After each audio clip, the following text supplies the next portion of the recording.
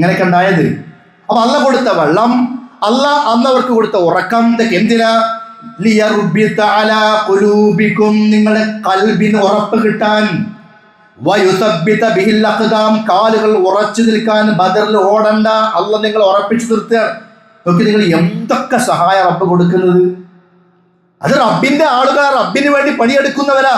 അങ്ങനെ റബ്ബിന് വേണ്ടി നമ്മൾ ഇന്ന് പണിയെടുത്താൽ ഈ ദുനിയാവിൽ നമ്മൾ ആരെയും പേടിക്കണ്ട, ഒന്നും ബേജാറാകണ്ട, അള്ള നമ്മുടെ കൂടെ ഉണ്ടാകും. സഹാബത്ത് പറയാ, ഞാനൊക്കെ ഉറങ്ങിയിട്ട് എൻ്റെ കയ്യിൽ നിന്ന് വാള് എത്രയോ തവണ താഴെ വീണിട്ടുണ്ട്. അബൂ തൽഹ റളിയല്ലാഹു അൻഹു പറയുന്നുണ്ട്, ലഖദ് സഖത്ത സൈഫു മിന്നി യൗമ ബദ്രിൻ ലിമാ ഗശീനാ മിനൻ നുആസ്. ഞാനൊക്കെ ഇങ്ങനെ നിൽക്കുമ്പോൾ ഉറക്കണ് വന്നിട്ട് ഞാൻ ഉറങ്ങും, കയ്യിൽ നിന്നൊക്കെ വാള് വീണിട്ടുണ്ട്. അത് അള്ള കൊടുത്തൊരു അനുഗ്രഹം, അവനെ ഉറക്കുക എന്നുള്ളത്. അതാണ് ഈ റബ്ബിന്റെ ഭാഗത്ത് നിന്ന് ആ നിർഭയത്വം നിനക്ക് അള്ളാഹു നിങ്ങൾക്ക് സമാധാനം രക്ഷയും നൽകി, നിങ്ങൾക്ക് ആ ഉറക്കവും തന്നു. പിന്നെ നോക്കി, നിങ്ങൾ അള്ള കൊടുത്ത ബദറിലെ വേറെ ഇടപെടൽ എന്താണെന്നറിയോ? മുസ്ലിങ്ങൾ, നമ്മൾ പറഞ്ഞല്ലോ, മുസ്ലിങ്ങൾ 300 ആള്, 300 ചില്ലറ, ശത്രുക്കളോ 1000. പക്ഷേ മുസ്ലിം സൈന്യത്തിന്റെ എണ്ണം ശത്രുക്കൾ ഇങ്ങനെ നോക്കുകയാണെങ്കിൽ അവരെക്കാൾ ഇരട്ടിയായിട്ട് ഇങ്ങനെ കാണുക. ഇതൊരു അത്ഭുതം, അവർ കാണിച്ച കറാമത്തൊന്നുമല്ല, അല്ല അവിടെ നടപ്പിലാക്കുന്ന റബ്ബ് കൊടുക്കുന്ന സഹായങ്ങളാണ്. രണ്ട് ടീമുകൾ ഏറ്റുമുട്ടി, അതിൽ നിങ്ങൾക്ക് ദൃഷ്ടാന്തമുണ്ട്, പാഠങ്ങളുണ്ട്. ബദറിൽ പാഠമുണ്ട്. സൂറത്ത് ആലി ഇംറാൻ അല്ലാഹ് പറയാം, ആ രണ്ട് ടീം, ഒരു ടീം റബ്ബിന്റെ മാർഗത്തിലാണ്, മറ്റൊരു ടീം കാഫിറുകളുമാണ്. ഈ കാഫിറുകൾ അവരെങ്ങനെ നോക്കുമ്പോ 2 വട്ടം കണ്ട പോലെ എന്ന് പറഞ്ഞാൽ ഇരട്ടിയായിട്ട് ഇങ്ങനെ കാണാം. ഇവരെത്ര 1000, അതിനേക്കാൾ ഇരട്ടി അവരുള്ളത് പോലെ ഇങ്ങനെ തോന്നുക. അത് അള്ള തോന്നിപ്പിച്ചതാ. എന്നിട്ട് അള്ള പറയുന്നുണ്ട്, അള്ള ഉദ്ദേശിക്കുന്ന ആളുകളെ തന്റെ സഹായം കൊണ്ട് ശക്തിപ്പെടുത്തും. അതിൽ ഗുണപാഠമുണ്ട്. അതേ ബദറിലെ ഗുണപാഠമാണത്. ഉൾക്കാഴ്ചയുള്ള ആളുകൾക്ക് അതിലൊക്കെ പാഠമുണ്ട്. ഇത് വെറുതെ അങ്ങനെ കഥ ചരിത്രം വായിച്ചു പോകാനുള്ളതല്ല. ഈ പാഠങ്ങൾ നമ്മൾ ഉൾക്കൊള്ളുക. ഇത് എല്ലാ കാലത്തും സംഭവിക്കാം. പക്ഷെ നമുക്ക് ഈമാൻ വേണം, നമുക്ക് ഇഖ്ലാസ് വേണം. ഇനിയോ അതിന് പുറമെ വേറെ രസം കൂടി ഉണ്ടായി. എന്താണെന്നറിയോ? മുസ്ലിങ്ങൾ 300 ആണല്ലോ, ശത്രുക്കൾ 1000. ഈ മുസ്ലിങ്ങൾ ശത്രുക്കൾ അങ്ങോട്ട് നോക്കുമ്പോഴോ കുറച്ച് മാത്രമായിട്ട് കാണുക. അവരിങ്ങോട്ട് നോക്കുമ്പോൾ ഇരട്ടിയായിട്ടും കാണുക, മുസ്ലിങ്ങൾ അങ്ങോട്ട് നോക്കുമ്പോഴോ കുറച്ചായിട്ടും കാണുക. ഇത് അള്ളാഹു നിങ്ങൾക്ക് സ്വപ്നത്തിൽ അവരെ കുറച്ചാക്കി കാണിച്ചു തന്നു. നിങ്ങൾ അവരെ കൂടുതലായി കണ്ടിരുന്നെങ്കിൽ നിങ്ങൾ ചിന്ന ഭിന്നമായി പോകുമായിരുന്നു. കാര്യങ്ങളൊക്കെ തകരാറിലാകുമായിരുന്നു. പക്ഷെ അന്ന് നിങ്ങളെ രക്ഷപ്പെടുത്തി. അപ്പൊ ആ റബ്ബിന്റെ രക്ഷ അതവിടെ ഉണ്ടായിട്ടുണ്ട്. അതിനുള്ള കാരണം അതാണ് നമ്മൾ പരിശോധിക്കേണ്ടത്. പിന്നെ നാലാമത്തെ അടുത്ത ഒരു കാര്യം, ഹക്കും ബാത്തിലും വേർതിരിക്കലായിരുന്നു ബദർ. ഹക്കും ബാത്തിലും വേർതിരിക്കലാണ്. അതാണ് ബദറിലൂടെ നടന്നത്.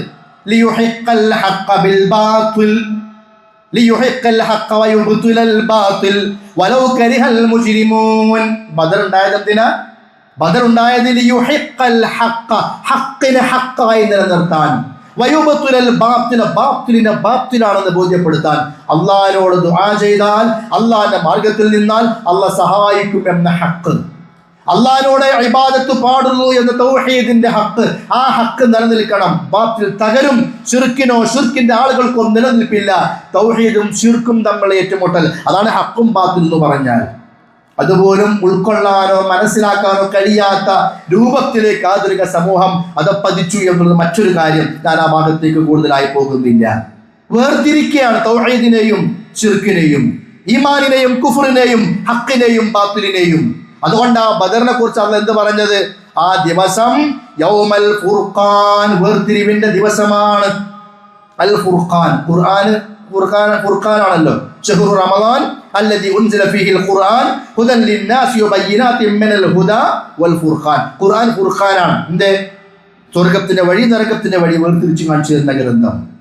ധർമ്മം അധർമ്മം, നന്മ തിന്മ, തൗഹീദ് ശിർക്ക് കുഫ്ർ ഈമാൻ ഇഖ്ലാസ് നിഫാഖ് ഒക്കെ വേർതിരിച്ചു കാണിച്ചു തരുന്ന അൽ ഫുർഖാനാണ് പരിശുദ്ധ ഖുർആൻ. അതെ, ബദറും എന്താണ്? യൗമൽ ഫുർഖാൻ, വേർതിരിവിന്റെ ദിവസമായ അന്ന്. യൗമൽ തഖൽ ജംആൻ, രണ്ട് സംഘങ്ങൾ ഏറ്റുമുട്ടിയപ്പോ. വല്ലാഹു അലാ കുല്ലി ഷൈഇൻ ഖദീർ, അല്ലാഹ് എല്ലാ കാര്യങ്ങൾക്കും കഴിവുള്ളവനാകുന്നു. അപ്പോൾ ഒരു ഭാഗത്തുള്ള ഹക്കാന്ന് ഉറപ്പായല്ലോ.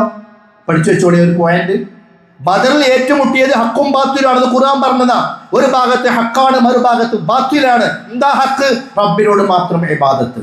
ഇപ്പുറത്തോ റബ്ബിനെ വിളിക്കും, റബ്ബുണ്ട്, പക്ഷെ റബ്ബിനോടൊപ്പം ഔലിയാക്കന്മാരോടും നബിമാരോടും ഇബാദത്ത്.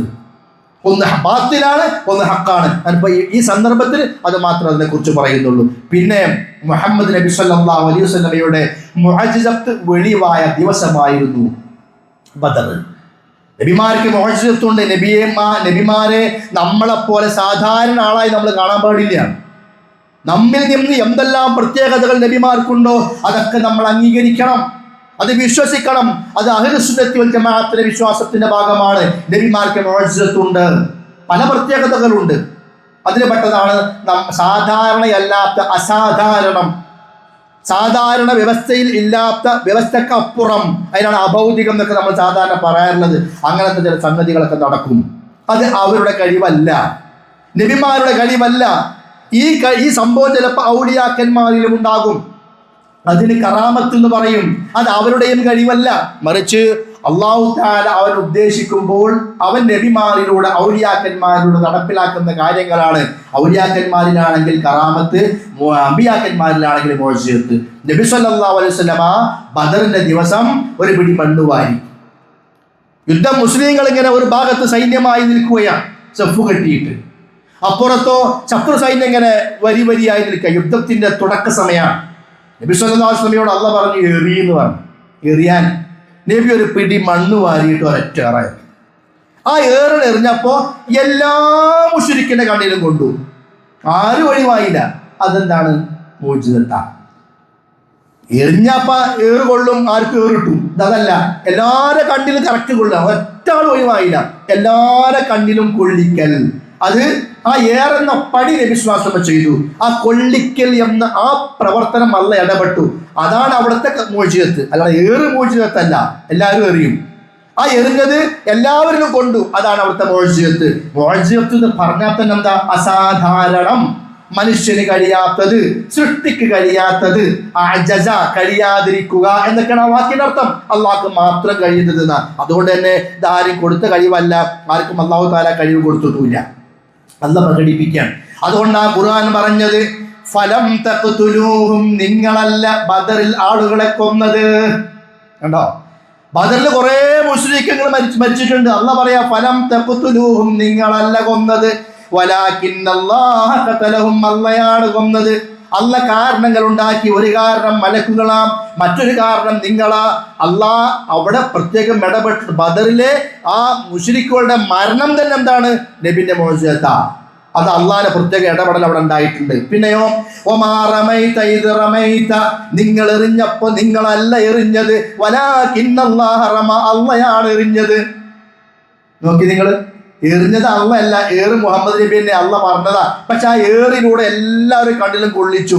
അതാണ് അവിടുത്തെ മുഅ്ജിസത്ത്. എന്തിനാ? വലിയുബിലിയൽ മുഅ്മിനീന മിൻഹു ബലാഅൻ ഹസന, വിശ്വാസികളെ ഏറ്റവും നല്ല നിലയ്ക്ക് പരീക്ഷിക്കാൻ വേണ്ടിയിട്ടാണ്. അപ്പൊ കൂട്ടത്തിൽ നമ്മൾ അതുകൂടി പഠിച്ചു പോകണം. മുഅ്ജിസത്ത് ഉണ്ട്, സത്യമാണ്, തർക്കിക്കാനോ നിഷേധിക്കാനോ പാടില്ല. കറാമത്തുണ്ട്, സത്യമാണ്, നിഷേധിക്കാനോ എതിർക്കാനോ പാടില്ല. പക്ഷേ ഓരോ ആളുകൾക്കും അവനവന് ഇഷ്ടമുള്ളപ്പോ ചെയ്യാൻ പറ്റിയ പഠിച്ച പണിയല്ല മുഅ്ജിസത്തും കറാമത്തും. അത് പഠിച്ചുണ്ടാക്കണതല്ല. ഇവിടെ നടക്കുന്ന മാജിക് പഠിക്കുന്നതാ, അതല്ലെങ്കിൽ സിഹർ അത് പഠിക്കുന്നതാ. മുഅ്ജിസത്തോ അതൊന്നും പഠിച്ചു ചെയ്യാൻ പറ്റിയതല്ല.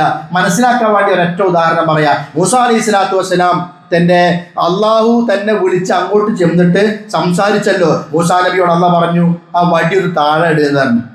ആദ്യം അള്ളാഹ് ചോദിക്കുന്നുണ്ട്, എന്തിനാ മൂസ ഈ വടി? അത് ഞാൻ ഇതുകൊണ്ട് ഇങ്ങനെ കുത്തി പിടിച്ച് നടക്കും, ആടുകൾക്ക് ഇങ്ങനെ ഇല പൊഴിച്ചു കൊടുക്കും. അപ്പൊ അള്ളാഹ് പറയാ വടി അവിടെ ഇട്ടാ, വടി അവിടെ ഇട്ട് ഫൈദാഹിയ ഹയ്യത്തുൻ തസ്ആ, അപ്പോഴത് അത് വലിയൊരു പാമ്പായി മാറി. മൂസാ നബി പേടിച്ചോടിയതാ. ഖുർആനിൽ പല സ്ഥലത്ത് പല രൂപത്തിൽ വരുന്നുണ്ട്. പേടിച്ചോടിയതാ. കൂട്ടരെ, ആ വടി പാമ്പാക്കാൻ കഴിയൽ സ്വന്തം കഴിവാണെങ്കിൽ പേടിച്ചോടേണ്ട ആവശ്യമുണ്ടോ? അതോ അള്ളാഹ് നുണ പറഞ്ഞതാണോ? അതോ മൂസാ നബി അഭിനയിച്ചതാണോ?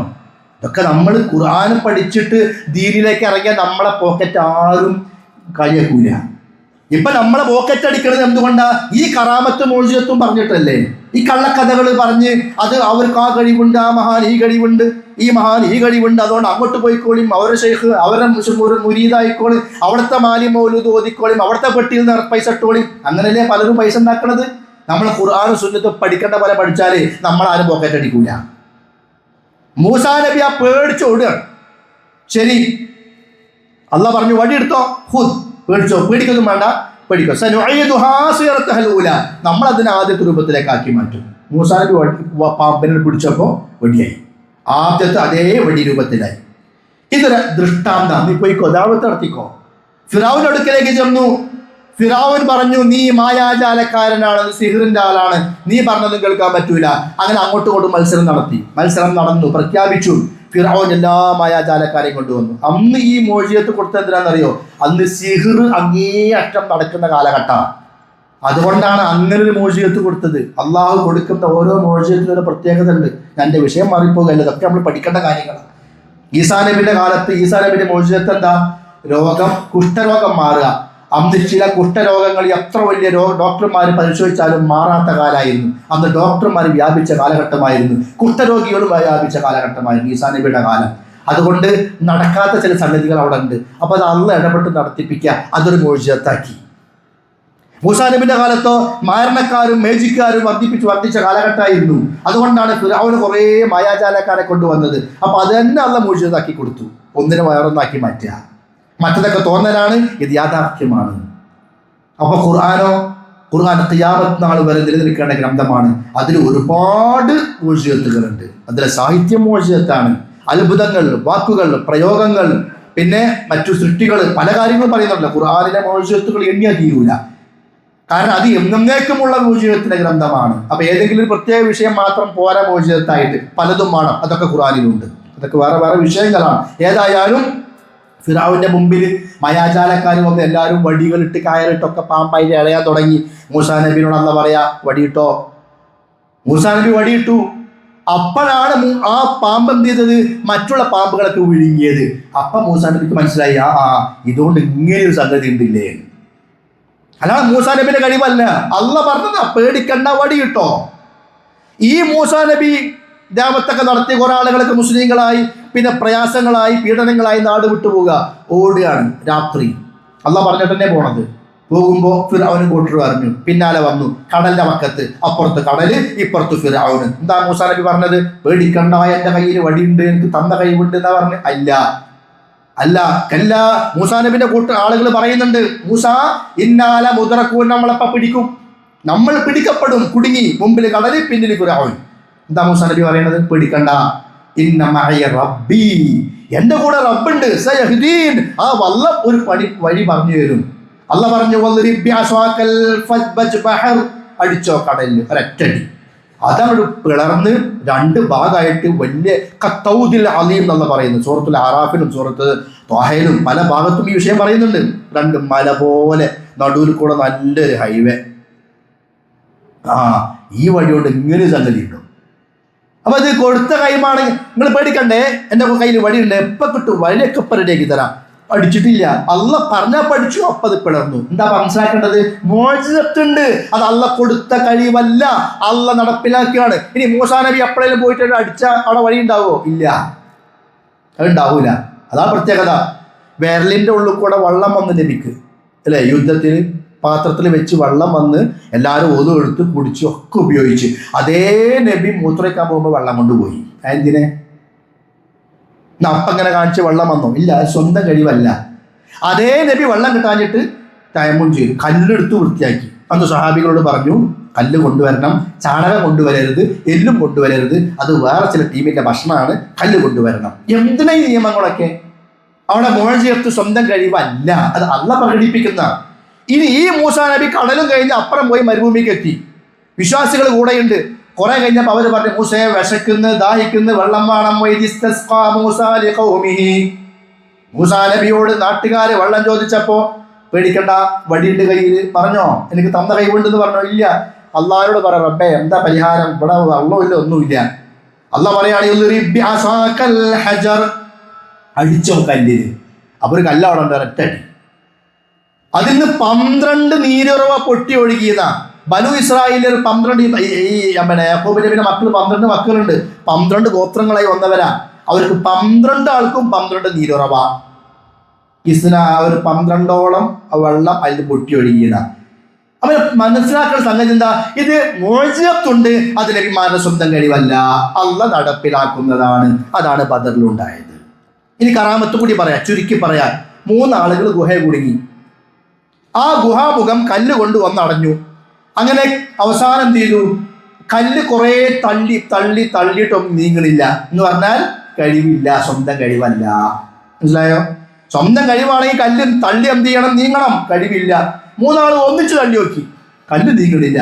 അവസാനം അവർ പ്രാർത്ഥിക്കുക, ഓരോരുത്തരും പ്രാർത്ഥിച്ചു. ഉമ്മാക്ക് ചെയ്ത അനുഗ്രഹം, അത് തെറ്റ് ചെയ്യാനുള്ള സാഹചര്യം ഉണ്ടായിട്ട് തെറ്റ് ചെയ്യാതിരുന്ന ആ രംഗം, അതേപോലെ തന്നെ തൻ്റെ ജോലിക്കാരനോട് കാണിച്ച കാരുണ്യം, ഓരോരുത്തരും അവനവൻ്റെ നന്മകൾ എടുത്ത് പ്രാർത്ഥിച്ചപ്പോൾ നേരത്തെ തള്ളിയിട്ടും നീങ്ങാത്ത കല്ല് തന്നെ നീങ്ങാൻ തുടങ്ങി. അതാണ് അഭൗതികം എന്ന് പറഞ്ഞത്. ആദ്യം കാര്യകാരണ ബന്ധമാണ്. കല്ല് നീങ്ങുക എന്ന കാര്യം നടക്കാൻ തള്ളുക എന്ന കാര്യം ചെയ്യുക, അതാണ് കാര്യകാരണ ബന്ധം. ആ കാര്യകാരണ ബന്ധം നടത്തിയപ്പോൾ കല്ല് നീങ്ങിയില്ല, ഗുഹയിൽ നിന്ന് രക്ഷപ്പെടാനും സാധിച്ചില്ല. കല്ല് അവിടെ തന്നെ ഉറച്ചു നിൽക്കുകയാണ്. ഇനിയോ അവർ ഓരോരുത്തരും പ്രാർത്ഥിച്ചു, റബ്ബേ ഞാൻ ഉമ്മാക്ക് ഞാൻ അങ്ങനെ ചെയ്തു, ഞാൻ ഇന്ന നന്മ ചെയ്തു. അങ്ങനെ അവർ പ്രാർത്ഥിച്ചപ്പോൾ തള്ളിയിട്ടും നീങ്ങാത്ത കല്ലതാ സ്വയമെങ്ങനെ നീങ്ങി അവിടെ പോകുന്നു. ആ നീങ്ങൽ എന്താ? അത് കാര്യകാരണ ബന്ധത്തിനപ്പുറമായ നീങ്ങലാണ്. അതിനാണ് അഭൗതികം എന്ന് പറയാ. അതാ റബ്ബിന്റെ ഇടപെടൽ എന്ന് പറയാ. കറാമത്ത് അഭൗതികമാണ്, മുഅ്ജിസത്ത് അഭൗതികമാണ്, കാര്യകാരണ ബന്ധങ്ങൾക്ക് അപ്പുറമാണ്. നേരത്തെ ആ കല്ല് തള്ളിയതോ അത് ഭൗതികമാണ്, നമുക്ക് അവിടെ ഇടപെടാൻ പറ്റും. പക്ഷേ സ്വന്തം തള്ളിയപ്പോൾ നീങ്ങാത്ത കല്ല് പിന്നെ വെറുതെ നീങ്ങി തുടങ്ങി. ആ നീങ്ങൽ റബ്ബിന്റെ ഇടപെടലാണ്. അതിനാണ് അഭൗതികം എന്ന് പറയാ. അപ്പോൾ ഞാൻ സാന്ദർഭികമായി ഇത് പഠിപ്പിച്ചു എന്ന് മാത്രം മനസ്സിലാക്കാൻ വേണ്ടിയിട്ട്. ഏതായാലും ബദറിൽ നബി സല്ലല്ലാഹു അലൈഹി വസല്ലമയുടെ വലിയ മുഅ്ജിസത്ത് പ്രകടമായി. പ്രവാചകൻ ഒരു പിടി മണ്ണ് വാരി എറിഞ്ഞപ്പോൾ അത് എല്ലാവരുടെ കണ്ണിലും കൊണ്ടു. അള്ളാഹ് പറഞ്ഞു, ഒമാ റമൈത ഇദ് റമൈത വലാകിൻ അല്ലാഹ റമ. ആ ഏറും നിങ്ങൾ എറിഞ്ഞതല്ല, അള്ളയാണ് എറിഞ്ഞത് എന്ന് പറഞ്ഞാൽ അള്ളയാണ് അത് എല്ലാവരുടെയും കണ്ണിൽ കൊള്ളിപ്പിച്ചത്. അതൊരു മുഅ്ജിസത്താണ്. മാത്രവുമല്ല, ബദറിന്റെ തലേ ദിവസം രാത്രി നബി സല്ലല്ലാഹു അലൈഹി വസല്ലം സ്വഹാബികളെ കൂട്ടി ബദറിലേക്ക് പോയി. എന്നിട്ട് പറയാണ്, ഇങ്ങനെ ചൂണ്ടി നിലത്ത് തൊട്ട് കാണിച്ചു കൊടുത്തു, ഹാദാ മൗഖിഉ അബീ ജഹൽ, അബൂജഹൽ ഇവിടെ മരിച്ചു വീണു. ഹാദാ മൗഖിഉ ഉത്ബ, ഉത്ബ ഇവിടെ വീണു. ഇത് ഹാദാ മൗളിഉ ശൈബ, ശൈബ ഇവിടെ വീഴും. ഓരോരുത്തരും എവിടെ മരിച്ചു വീഴുമോ ആ സ്ഥലം ഇങ്ങനെ വിരൽ വെച്ച് കാണിച്ചു കൊടുത്തു. സ്വഹാബത്ത് പറയാണ്, അല്ലാഹുവിന്റെ പ്രവാചകൻ സല്ലല്ലാഹു അലൈഹി വസല്ലം പറഞ്ഞ ആ സ്ഥലമുണ്ടല്ലോ, മാ ജാവസ അഹദും മിൻഹും അൻ മൗളിഇ യദി റസൂലില്ലാഹ്. അല്ലാഹുവിന്റെ പ്രവാചകൻ വിരൽ വെച്ച ഭാഗത്ത് നിന്ന് ഒരു സെക്കൻഡ് പോലും അങ്ങോട്ട് നീങ്ങിയിട്ടില്ല. അങ്ങനെ അതേ സ്ഥാനത്ത് എല്ലാവരും മരിച്ചു വീണു. അതായിരുന്നു ബദറിലെ പ്രവാചകന്റെ മറ്റൊരു മുഅ്ജിസത്ത്. ഇനി സഹോദരന്മാരെ,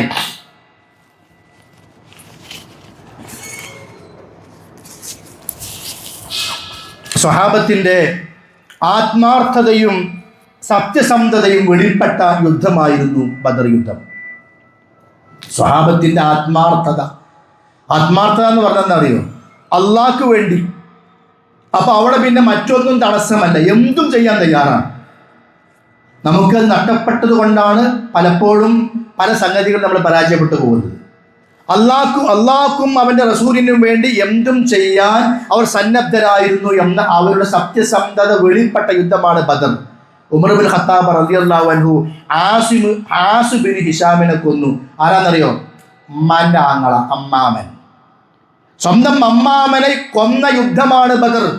കാരണം അവിടെ അമ്മാവനെ കൊല്ലുക എന്നുള്ളതല്ല, ഇസ്ലാമിന്റെ ശത്രു ഏറ്റുമുട്ടാണ് യുദ്ധം എന്ന് പറഞ്ഞാൽ. പിന്നെ അങ്ങനെ അബൂബക്കർ റളിയല്ലാഹു അൻഹു സ്വന്തം മകൻ അബ്ദുറഹ്മാനെ കൊല്ലാൻ പോയ യുദ്ധമാണ് ബദർ. പക്ഷെ കൊന്നിട്ടില്ല. സാഹചര്യങ്ങൾ പലതുണ്ട്, ചരിത്രമാണ്. ആ അബ്ദുറഹ്മാൻ പിന്നീട് മുസ്ലിമായി, അബ്ദുറഹ്മാൻ ബിൻ അബീ ബക്കർ റളിയല്ലാഹു അൻഹു ആയി മാറി. അത് റബ്ബിന്റെ തൗഫീഖാണ്. ഹംസ റളിയല്ലാഹു അൻഹും അലിയും ഉബൈദയും കൂടി അവരുടെ എളാപ്പയുടെ മക്കളായ ഉത്ബയെയും ഷൈബയെയും വലീദിനെയും കൊന്നു. ആദ്യത്തെ ഏറ്റുമുട്ടലുണ്ടായാലോ ദന്തയുദ്ധം അതിൽ വെച്ചിട്ട്. ഇതെന്താണെന്നറിയോ? സൂറത്ത് മുജാദില 22-ാമത്തെ ആയത്ത്. ലാ തജിദു ഖൗമൻ യുഅ്മിനൂന ബില്ലാഹി വൽ യൗമിൽ ആഖിരി യുവാദ്ദൂന മൻ ഹാദ്ദല്ലാഹ വറസൂലഹു. അല്ലാഹുവിനോടും റസൂലിനോടും എതിർപ്പ് കാണിക്കുന്ന ആളുകളോട് നമ്മുടെ മനസ്സിൽ സ്നേഹമുണ്ടാകാൻ പാടില്ല. അള്ളാഹുവിനെ ശത്രുവായി അല്ലെങ്കിൽ റസൂലിനെ ശത്രുവായി കാണുന്ന ആളുകളോട് പിന്നെ നമ്മൾ മിത്രം കാണിക്കുക എന്ന് പറഞ്ഞാൽ അത് അള്ളാഹ്ക്ക് ഏറ്റവും വെറുപ്പുള്ള കാര്യമാണ്. അത് ആദർശ രംഗത്ത് ശ്രദ്ധിക്കേണ്ട കാര്യമാണ്. അള്ളാഹ് വെറുത്ത ഒരു സംഗതി, അള്ളാഹ് ഇന്നത് വെറുക്കുന്നു, ഇന്നതിന് അള്ളാഹ് ഇഷ്ടപ്പെടുന്നില്ല. ആ പണി ഒരാൾ ചെയ്യുമ്പോൾ ആ പണി കാരണത്താൽ അയാളോട് നമുക്ക് വെറുപ്പ് വേണ്ടി വരും. അതിനൊക്കെയാണ് ഇപ്പൊ വലാഹ് ബറാഹ് എന്നൊക്കെ ഇസ്ലാമിന്റെ ഭാഷയിൽ പറയുന്നത്. അത് വേറെ വിശദമായിട്ട് പഠിക്കേണ്ട സംഗതി കൂടിയാണ്. അപ്പോ സ്വന്തം മക്കളാണെങ്കിൽ പോലും ഖുർആൻ പറയുന്നുണ്ട്, വലൗ കാന ആബാഉഹും ഔ അബ്നാഉഹും ഔ ഇഖ്വാനഹും ഔ അശീറതഹും ഉലൈക കതബ ഫീ ഖുലൂബിഹിമുൽ ഈമാൻ. സ്വന്തം വാപ്പയാണെങ്കിൽ പോലും, സ്വന്തം മക്കളാണെങ്കിൽ പോലും, അല്ലെങ്കിൽ സഹോദരന്മാരാണെങ്കിലും കുടുംബമാണെങ്കിൽ പോലും അവർ അള്ളാഹിനോടും റസൂലിനോടും എതിർപ്പും ശത്രുതയും കാണിക്കുന്നവരാണോ അവരോട് നമ്മുടെ മനസ്സിൽ സ്നേഹം ഉണ്ടാകാൻ പാടില്ല.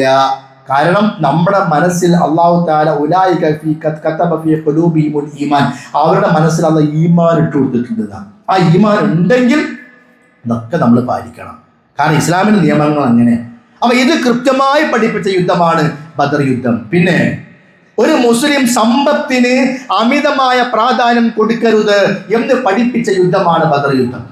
സമ്പത്ത് വേണ്ടെന്നല്ല, സമ്പത്തിന്റെ പേരിൽ തർക്കിക്കുക, അതിനുവേണ്ടി തല്ലുകൂടുക, അതിനുവേണ്ടി വാശി പിടിക്കുക, അതുമ്പോൾ പ്രശ്നം ഉണ്ടാക്കുക, എന്നിട്ട് അതിന്റെ പിറകെ കൂടുക, അത് പാടില്ല എന്നാണ്. ബദർ യുദ്ധത്തിന് അത് യുദ്ധം കഴിഞ്ഞ് യുദ്ധസ്വത്ത് കിട്ടിയതിനാണ് ഗനീമത്ത് സ്വത്ത് എന്ന് പറയാം. ഈ സ്വത്തിന്റെ കാര്യത്തിൽ സ്വഹാബത്തിനിടയിൽ ചെറിയ ചില പ്രശ്നങ്ങൾ ഉണ്ടായി. കാരണം അവരുടെ ആദ്യത്തെ യുദ്ധമാണ്. അപ്പോൾ അല്ലാഹു തആല ആയത്തിറക്കി, യസ്അലൂനക അനിൽ അൻഫാൽ ഖുലിൽ അൻഫാലു ലില്ലാഹി വറസൂൽ. അൻഫാൽ യുദ്ധമുതലിനെ കുറിച്ച് അവർ നിന്നോട് ചോദിക്കുന്നു. അത് അള്ളാഹ്ക്കും റസൂലിനുമുള്ളതാണ്. ഇനി അള്ളയും റസൂലും പറയും എന്ത് ചെയ്യണം, അത് അതുപോലെ ചെയ്യാം.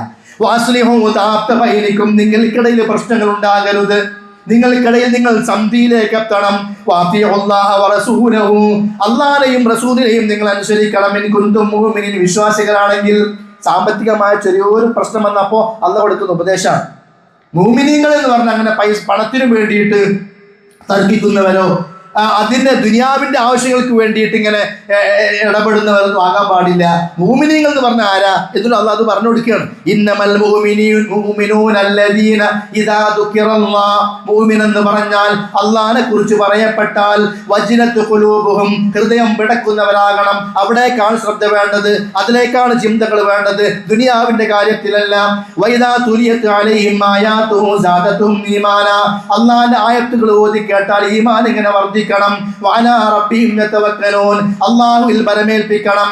അല്ലദീന യുഖീമൂന സ്വലാത്ത, നമസ്കാരം നിലനിർത്തുന്നവരാകണം. വമിമ്മാ റസഖ്നാഹും യുൻഫിഖൂൻ, അല്ലാഹ് തന്നത് ചിലവഴിക്കുന്നവരാകണം. ഉലൈക ഹുമുൽ മുഅ്മിനൂന ഹഖ്ഖാ, അവരാണ് യഥാർത്ഥ ഒറിജിനലായ മുഅ്മിനുകൾ. ലഹും ദറജാത്തുൻ ഇൻദ റബ്ബിഹിം, അവർക്ക് റബ്ബിന്റെ അടുക്കൽ ഉന്നതമായ പദവികളുണ്ട്. വമഗ്ഫിറത്തും വരിസ്ഖുൻ കരീം, അവർക്ക് പാപമോചനവും ഉന്നതമായ റിസ്ഖും മാന്യമായ എല്ലാം അല്ലാഹു തആല കൊടുക്കും. ഇതാണ് മുഅ്മിൻ പ്രകൃതം. അല്ലാണ്ട് പണത്തിനോ ദുനിയാവിനോ വേണ്ടി തല്ലുകൂടുന്നവരോ അതിനു വേണ്ടി ഇങ്ങനെ ഇടപെടുന്നവരോ ആകരുത് എന്ന ഉപദേശം അല്ലാഹു തആല ബദറിൽ കൊടുക്കുകയുണ്ടായി. ബദറിലെ ബന്ദികളുണ്ട്, മുശ്രിക്കുകളുടെ ബന്ദികൾ, ഈ കാഫിറുകളിൽ നിന്ന് പിടിച്ചു വെച്ചവർ. അവർക്ക് രക്ഷപ്പെടാൻ സ്വഹാബത്ത് പറഞ്ഞ മാർഗം എന്താണെന്നറിയോ? നിങ്ങൾ മോചനദ്രവ്യം പണമായിട്ടോ മറ്റോ തന്നിട്ട് പോയിക്കോളി. അപ്പൊ ആ തീരുമാനം വന്നപ്പോൾ തന്നെ അല്ലാഹു തആല ആയത്തിറക്കി, മാ കാന ലിനബിയ്യിൻ അൻ യകൂന ലഹു അസ്റാ ഹത്താ യുസ്ഖിന ഫിൽ അർളി തുരീദൂന അർള ദുനിയ വല്ലാഹു യുരീദുൽ ആഖിറ. നിങ്ങൾ ദുനിയാവാണ് ഇപ്പോഴും ആഗ്രഹിച്ചത്, അല്ലാഹു ഉദ്ദേശിക്കുന്നത് പരലോകമാണ്. അപ്പൊ കണ്ടോ എത്രത്തോളം സാമ്പത്തികമായി അല്ലാഹു തആല ഇടപെടുന്നുണ്ട് നമ്മുടെയൊക്കെ കാര്യത്തിൽ. ഇന്നിപ്പോൾ ആയത്തിറങ്ങണ കാലമല്ല, അതുകൊണ്ട് ആയത്തൊന്നും ഇറങ്ങണില്ല എന്ന് മാത്രം. അതുകൊണ്ട് ഈ കാര്യങ്ങളൊക്കെ നമ്മൾ എന്ത് ചെയ്യാം, എപ്പോഴും ശ്രദ്ധിക്കുക. പിന്നെ ശത്രുക്കൾക്കെതിരെ വിജയം നേടാനുള്ള ഏറ്റവും വലിയ ആയുധമാണ് പ്രാർത്ഥന. അത് നമ്മൾ മറക്കരുത്. അത് എത്ര അനുകൂല സാഹചര്യം ഉണ്ടെങ്കിലും ശരി, പ്രാർത്ഥിച്ചു നബി സല്ലല്ലാഹു അലൈഹി വസല്ലം. നബിയാണ് യുദ്ധം ചെയ്യുന്നത്, അള്ളാഹ് സഹായിക്കും. അള്ളാഹിന്റെ മാർഗത്തിലാണ്, അള്ളാഹ് സഹായിക്കും. എന്നിട്ടും നബി പ്രാർത്ഥിച്ചു, ഇസ്തസ്തഗീസൂന റബ്ബക്കും, നിങ്ങൾ റബ്ബിനോട് ഇസ്തിഗാസ സഹായം തേടിയപ്പോ ഫസ്തജാബ ലക്കും, അല്ലാഹു നിങ്ങൾക്ക് ഉത്തരം നൽകുകയാണ്. അപ്പൊ നമുക്ക് ചിലപ്പം തോന്നും, എനിക്കിപ്പോൾ ആരോഗ്യം കഴിവും ശക്തിയും ഒക്കെ ഉണ്ട്, അത്യാവശ്യം കടകളും സൗകര്യങ്ങളൊക്കെ ഉണ്ട്, കുറെ പണിക്കാരുണ്ട്, അതുകൊണ്ട് കാര്യങ്ങളൊക്കെ നടന്നു പോകും. അല്ല, അള്ളാഹുവിന്റെ തൗഫീഖ് വേണം. എത്ര ഉണ്ടെങ്കിലും അള്ളാഹുവിന്റെ തൗഫീഖിന് വേണ്ടി ദുആ ചെയ്യും. എനിക്ക് കുഴപ്പമൊന്നുമില്ല, ആരോഗ്യമൊക്കെ ഉണ്ട്, രോഗമൊന്നുമില്ല, ഞാനൊക്കെ സുഖമായിട്ട് നിസ്കരിക്കും, തറാവിയൊക്കെ നോമ്പൊക്കെ സുഖമായിട്ട് എടുക്കും. നമ്മൾ പറയരുത് റബ്ബിന് തൗഫീഖ് വേണം, റബ്ബേന് തൗഫീഖ് കൊണ്ടാണ് പറയണം. എത്ര അനുകൂല സാഹചര്യങ്ങളുണ്ടെങ്കിലും, എൻ്റെ മകന് നല്ല ബുദ്ധിയുണ്ട്, നല്ല കഴിവുണ്ട്, ഞാൻ ട്യൂഷന് കൊടുത്തിട്ടുണ്ട്, എല്ലാം പഠിപ്പിച്ചിട്ടുണ്ട്, ഒരു 3-4 കൊല്ലത്തെ ചോദ്യ പേപ്പറൊക്കെ പരിശോധിച്ചിട്ടുണ്ട്, ഇനി പേടിക്കാനൊന്നുമില്ല. അല്ല, റബ്ബിനോട് പറയും, അല്ലാഹുമ്മ യസ്സിർ, അല്ലാഹ് പരീക്ഷ എളുപ്പമാക്കിക്കൊണ്ടാ, വലാ തുഅസ്സിർ, പ്രയാസം ഉണ്ടാക്കരുത്. റബ്ബിന് തൗഫീഖ് വേണം. പരീക്ഷ എഴുതാൻ ഇരുന്നിട്ട് തലയിറ്റിയാൽ മതി, എല്ലാ ബുദ്ധിയും പോവും. പരീക്ഷ എഴുതാൻ ഇരുന്നിട്ട് കയ്യിൽ ചെറിയ തളർച്ച വന്നാൽ മതി, വേണ്ട, കയ്യിൽ വിറയൽ വന്നാൽ മതി, അവന്റെ ബുദ്ധിശക്തിയും ട്യൂഷനും ഒക്കെ പോകും അതോടുകൂടി. അപ്പൊ റബ്ബിന്റെ തൗഫീഖ് വേണം. എന്ത് കാര്യത്തിനും നമ്മൾ എന്തിലേക്ക് ഇറങ്ങിയാലും പ്രാർത്ഥിക്കണം. നബി സല്ലല്ലാഹു അലൈഹി വസല്ലമ ബദറിന്റെ തലേ ദിവസം പ്രാർത്ഥിച്ചു. സ്വഹാബത്ത് ഇവിടെ ഒരുപാടുണ്ട്, 200-300ഓളം ആളുകൾ. അപ്പുറത്തെ മുശ്രിക്കുകള്. അല്ലാഹുവിന്റെ പ്രവാചകൻ കൈകൾ ഉയർത്തി പ്രാർത്ഥിക്കുകയാണ് ഖിബ്ലക്ക് തിരിഞ്ഞുകൊണ്ട്. അല്ലാഹുമ്മ ഇൻ തുഹ്ലിക ഹാദിഹിൽ ഇസാബ മിൻ അഹ്ലിൽ ഇസ്ലാം ലാ തുഅബദു ഫിൽ അർള്, ഇസ്ലാമിൽപ്പെട്ട ഈ ആളുകൾ ഇന്നിവിടെ മരണപ്പെട്ടാൽ റബ്ബേ നിന്നെ ആരാധിക്കുന്ന ആളുകൾ പിന്നെ ഇല്ല, അതുകൊണ്ട് നിന്റെ സഹായം വേണം റബ്ബേ എന്ന് പറഞ്ഞുകൊണ്ട്, റബ്ബേ കരാറ് നീ തന്നതുണ്ട്, അതെല്ലാം പൂർത്തിയാക്കി തരണേ. പ്രാർത്ഥിച്ച് മനസ്സിന്റെ ആത്മാർത്ഥത കൊണ്ട് കൈകളങ്ങനെ ഉയർന്നു പോയപ്പോ ചുമലിലുണ്ടായിരുന്ന മുണ്ട് താഴെ വീണു. അബൂബക്കർ റളിയല്ലാഹു അൻഹു പിന്നിലൂടെ വന്ന് മുണ്ടെടുത്ത് തോളിൽ ഇട്ട് കൊടുത്തു. എന്നിട്ട് പിന്നിൽ ഇങ്ങനെ നബിനെ അങ്ങനെ കെട്ടിപ്പിടിച്ചു, നബിയെ മതി നിങ്ങൾ പ്രാർത്ഥിച്ചത്, അള്ളാഹ് സഹായിക്കും. നോക്കി നിങ്ങൾ, ലോകത്തിലെ നേതാവ് എത്ര സമയം കരഞ്ഞു പറയാ റബ്ബേ സഹായം നൽകണേ. നമ്മളൊക്കെ ധൈര്യത്തിൽ ഇറങ്ങലല്ലേ, കച്ചവടമാണെങ്കിലും ബിസിനസ് എന്താണെങ്കിലും നമ്മളാണ് അതിൻ്റെ ഒക്കെ ആൾക്കാരെന്നാ. അല്ല, അള്ളാഹുവിന്റെ സഹായമൊന്നും ഇല്ലെങ്കിൽ ഒരിക്കലും നമുക്ക് എവിടെയും രക്ഷപ്പെടാൻ കഴിയില്ല. അപ്പോൾ ആത്മാർത്ഥമായ പ്രാർത്ഥന ഏത് സാഹചര്യത്തിലും വേണം. പിന്നെ നേരത്തെ പറഞ്ഞ ഈമാനും ഇഖ്ലാസും അള്ളാഹുവിന്റെ സഹായം കിട്ടാൻ ഒരു മാർഗമാണ്. അതുപോലെ ഈമാനും സൽപ്രവർത്തനങ്ങളും ഉണ്ടെങ്കിൽ അള്ളാഹു നമുക്ക് വിജയം നൽകും. ഈമാന് മാത്രം പോരാ, സൽക്കർമ്മങ്ങൾ വർദ്ധിപ്പിക്കണം. എത്ര നന്മ ചെയ്യാൻ പറ്റുമോ അത്രത്തോളം നന്മകൾ ചെയ്യാം. ആ നന്മകൾ കൂടുതൽ ചെയ്യുന്നവർ അള്ളാഹ്ക്ക് ഇഷ്ടമാണെന്നാണ്. ഇന്നാ ലനൻസുറു റുസുലനാ, നമ്മൾ നമ്മുടെ പ്രവാചകന്മാരെ സഹായിക്കും. വല്ലദീന ആമനു, വിശ്വാസികളെയും നമ്മൾ സഹായിക്കും. ഫിൽ ഹയാത്തി ദുനിയാ, യഹലോകത്തും വയൗമ യഖൂമുൽ അശ്ഹാദ്, സാക്ഷികൾ ഹാജരാകുന്ന നാളത്തെ പരലോക ദിവസത്തിലും. അപ്പൊ ഏത് സാഹചര്യത്തിലും നമ്മൾ ഈമാനും അമൽ സ്വാലിഹാത്തും ഉള്ളവരായിത്തീരുക. അത് റബ്ബിന്റെ സഹായത്തിന് കാരണമാണ്. അതും ബദർ പഠിപ്പിച്ചിട്ടുണ്ട്. അതേപോലെ അള്ളാഹുവിൽ ബരമേൽപ്പിക്കാൻ, റബ്ബിൽ ബരമേൽപ്പിച്ചു കൊണ്ടുപോകണം. എന്തിനും ഇറങ്ങാൻ, വീട്ടിൽ നിന്ന് പോവുകയാണ്, ജോലിക്ക് പോവുകയാണ്, ഗൾഫിക്ക് പോവുകയാണ്, അല്ലെങ്കിൽ വേറെ ആവശ്യങ്ങൾക്ക് ഇറങ്ങുകയാണ്, തവക്കൽതു അലല്ലാഹ്, റബ്ബിൽ ബരമേൽപ്പിക്കാൻ. അല്ലെ, ചുമരില് ബദരീങ്ങളെ വേറെ എഴുതിയിട്ട് ആ ബദരീങ്ങൾ ബരമേൽപ്പിച്ചു എന്നല്ല, ആ ബദരീങ്ങൾ അള്ളാഹുവിൽ ബരമേൽപ്പിച്ചുകൊണ്ടാണ് ഇറങ്ങിയത്. പിന്നെ ഇപ്പോഴുള്ളവർ ബദരീങ്ങളല്ല ബരമേൽപ്പിക്കുന്നത്, വീട്ടിൽ കുഴിച്ചിട്ട കോഴിമുട്ടയിലല്ല, എവിടെയെങ്കിലും മൂലയിൽ കെട്ടിത്തൂക്കിയ ചെമ്പിന്റെ തകിടിലല്ല, വീടിന്റെ മൂലയിൽ കുത്തനെ വെക്കുന്ന ഒരു സോഡക്കുപ്പി. പണ്ട് അങ്ങനെ ഒരു കുപ്പി ഉണ്ടാവും, ഇതിനൊരു പോക്കുണ്ട് എന്നാ പറയാം. ആ പോക്കൊക്കെ ഇപ്പോൾ കഴിഞ്ഞു. ചില ചുമരുകൾക്ക് ചില ഓട്ടകൾ ഉണ്ടാവും, ഇതിനൊരു പോക്കുണ്ട് എന്നാണ്. അങ്ങനെ ആ പോക്ക് ഒഴിവാക്കാൻ അവിടെ ഒരു ഓട്ട, ഇവിടെ ഒരു കുപ്പി, ഇവിടെ ഒരു ചെമ്പിന്റെ തകിട്, ഇവിടെ ഒരു കോഴിമുട്ട, അവിടെ ഒരു വെള്ളരിക്ക ഉഞ്ഞത്, അവിടെ കുറെ കുമ്പളങ്ങന്റെ വിത്ത്. അല്ലേ, വിശ്വാസികൾ എന്താ ചെയ്യേണ്ടത്? അല്ലാഹ് നിങ്ങളെ സഹായിച്ചാൽ ഫലാ ഗാലിബ ലക്കും, നിങ്ങളെ തോൽപ്പിക്കാൻ ആരുമില്ല. വൈന്യഖ്ദുലുക്കും, അല്ലാഹ് നിങ്ങളെ തോൽപ്പിക്കാനും നിന്ദിക്കാനും ഉദ്ദേശിച്ചാൽ ഫമൻ ദല്ലദീ യൻസുറുക്കും മിൻ ബഅദി, അല്ലാഹുവിന് പുറമെ ആരാ നിങ്ങളെ സഹായിക്കാനുള്ളത്? അതുകൊണ്ട് വഅലല്ലാഹി ഫല്യതവക്കലിൽ മുഅ്മിനൂൻ, ബലമേൽപ്പിച്ച വിശ്വാസികളെ റബ്ബിൽ ബലമേൽപ്പിക്കുക. എന്തിനിറങ്ങുമ്പോഴും റബ്ബിൽ ബലമേൽപ്പിക്കുക. ഇത് ബദറിൽ സംഭവിച്ചു. വലഖദ് നസറകുമുല്ലാഹു ബിബദ്രിൻ വഅൻതും അദില്ല, നിങ്ങൾ നിസ്സാരന്മാരായിരിക്കെ തന്നെ റബ്ബ് നിങ്ങളെ ബദറിൽ സഹായിച്ചിട്ടുണ്ട്. അതിന്റെ കാരണം ആ റബ്ബിൽ ബലമേൽപ്പിച്ചുകൊണ്ടാണ് ഇവർ ഇറങ്ങിപ്പോയത്. അതുപോലെ തന്നെ പ്രധാനപ്പെട്ട 1-2 പാഠങ്ങൾ കൂടി പറഞ്ഞ് ഞാൻ അവസാനിപ്പിക്കാൻ. ബദറിൽ നമ്മൾ ഒരുപാട് കാര്യങ്ങൾ വിശദീകരിക്കാനും മനസ്സിലാക്കാനുണ്ട്. ഇതൊക്കെ നമുക്ക് മണിക്കൂറുകൾ വേണ്ട കാര്യമാണ്. ഞാൻ ചില പ്രധാനപ്പെട്ട സൂചിപ്പിച്ചത് മാത്രം. മനുഷ്യനെ വഴിപിഴപ്പിക്കുന്ന പിശാച് കൈവിട്ടു പോകുമെന്ന് പഠിപ്പിച്ച യുദ്ധമാണ് ബദർ. അതായത് മുശ്രിക്കുകളുടെ കൂട്ടത്തിലേക്ക് സുറാഖത്ത് ബിൻ മാലിക് എന്ന മുശ്രിക്കിന്റെ രൂപത്തിൽ ശൈത്താൻ വന്നു. ഇബ്ലീസ് രൂപം മാറും, മനുഷ്യന്റെ രൂപം മാറും, മലക്കുകളുടെ രൂപം മാറും. ഇബ്ലീസ് സുറാഖ എന്ന് പറഞ്ഞ ആളെ കോലത്തിൽ വരികയാണ്. ചിലപ്പോൾ അങ്ങനെയൊക്കെ ഉണ്ടാവും. എന്നിട്ട് മുശ്രിക്കുകളോട് പറയണെന്ത്, നിങ്ങൾ ധൈര്യമായിട്ട് ഇറങ്ങിക്കോളും, ഞാൻ നിങ്ങളുടെ കൂടെ ഉണ്ട്. ഇത് ഖുർആനിൽ പറഞ്ഞ കാര്യമാണ്.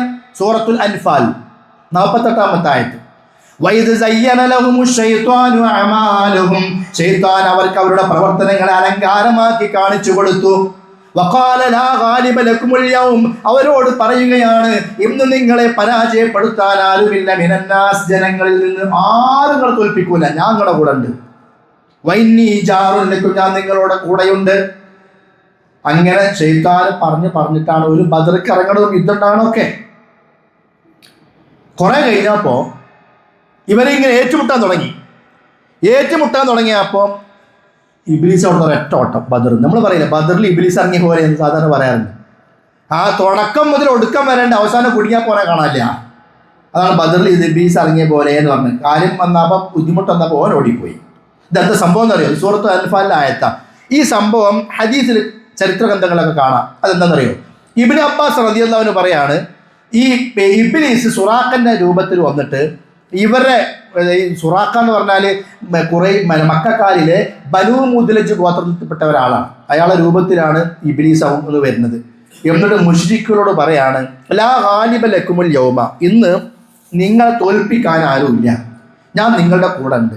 അങ്ങനെ ജനങ്ങളൊക്കെ സ്വഫ് കെട്ടി യുദ്ധത്തിന് വേണ്ടി ഇങ്ങനെ വരിക്കൊക്കെ നിന്നിട്ട് പിന്നെ കുറെ കഴിഞ്ഞപ്പോൾ ഈ ഒരു മുശ്രിക്കിനെ കൈ ഇങ്ങനെ പിടിച്ചിട്ടുണ്ട് ഈ സുറാഖ. അത് സംഗതി സുറാഖ അല്ല, ശൈത്താനാണ്. ഒരു മുശ്രിക്കിനെ കൈ ഇങ്ങനെ പിടിച്ചിട്ടുണ്ട്. എന്നിട്ട് പിടിച്ചിങ്ങനെ മുന്നോട്ട് നടക്കുകയാണ്. നിങ്ങൾ ധൈര്യമായിട്ട് എറിഞ്ഞോളി, ധൈര്യമായിട്ട് യുദ്ധം ചെയ്തോളി, ഞാൻ നിങ്ങളെ കൂടെ ഉണ്ട്, നിങ്ങൾ പേടിക്കൊന്നും വേണ്ട എന്ന് പറഞ്ഞ് കൈ പിടിച്ചിങ്ങനെ നടക്കുക ശൈത്താന്. കുറെ കഴിഞ്ഞപ്പോൾ അള്ളാഹു റസൂൽ എന്ത് ചെയ്തു? അവിടുത്തെ ഒരു പിടി മണ്ണ് വാരി ഒറ്റ ഏറ്. അത് അള്ളാഹ് പറഞ്ഞതാ എറിയാൻ.